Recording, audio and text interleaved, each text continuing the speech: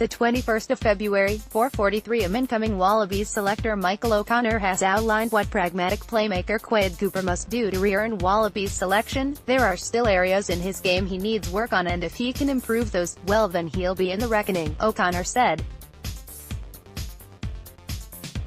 I would be very surprised if Michael Cheika didn't agree with that. At test level though, you can't be throwing blind passes.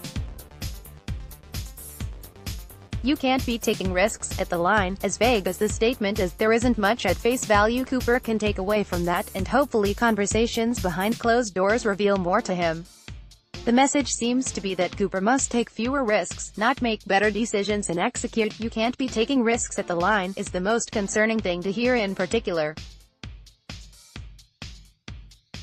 Any ball player needs to play at the line in order to create. That is the only way to challenge defenders and open holes with a passing game. That is what Johnny Sexton does for Ireland. Joe Schmidt is designing plays to put Sexton in position to ball play and take risks, albeit delicately calculated, at the line. It is almost the entire foundation of their attacking game. Sexton's job is to create line breaks to win attacking field position. Halfback Connor Murray's job is to land the killer blows inside the 22. Outside of that, you must have game-breaking athletes like Israel Folau or Stuart Hogg to break the line, who can shed tackles and do it all by oneself, something the 30-year-old Cooper isn't going to do.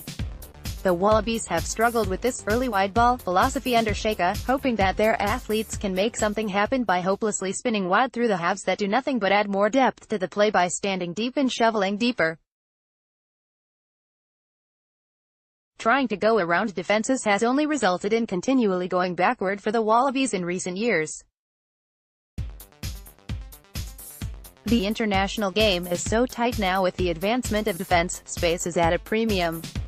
You have to be smarter about how you create space in this age, which we have only really seen the Wallabies do in the Salta Miracle game when the game plan was thrown out the window at halftime against Argentina.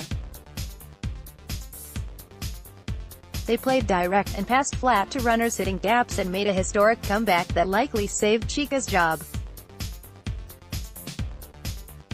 Israel Folau's best plays for the Wallabies are now coming from running a hard line outside a pod, hitting a change-up ball flat at pace at the line, showing how it's done. Cooper should be encouraged to play at the line, and better yet, play should be designed to manufacture situations where the odds of him finding success are higher. You scheme the where and when, aim to create overlaps and personnel mismatches, live and die on him making the right read, review and learn from the mistakes, adjust and try again. It's not about taking fewer risks, it's about minimizing risk and putting odds in your favor for maximizing reward, and actually, use his playmaking and game-changing talents.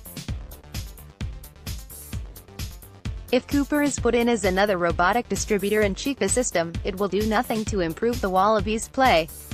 We have seen him play a conservative distributor role in the Wallabies before under Cheika. In a 2016 Bledisloe Cup match, in one of his last games against the All Blacks, Quade Cooper was given the start in Wellington by Cheika, with Bernard Foley moving to 12. It was the most un-Quade test match seen and resulted in the Wallabies losing 29-9. He did not fire a shot the whole match, instead, going through the motions of programming Cheika's pattern as a passer with his feet in cement blocks and a shovel in his hands. He played his instructed role, took no risk and they went nowhere. He finished with a total of 2 running meters, passing 14 times and running 4, although most of these carries were taking it to ground in the face of pressure. There are genuine concerns about his decision-making at times, but Cooper's worst test matches aren't always the result of taking obscene risks. It's usually when the basics start to go wrong, dropping high balls in the backfield, kicking out on the full of the restart, which are execution errors.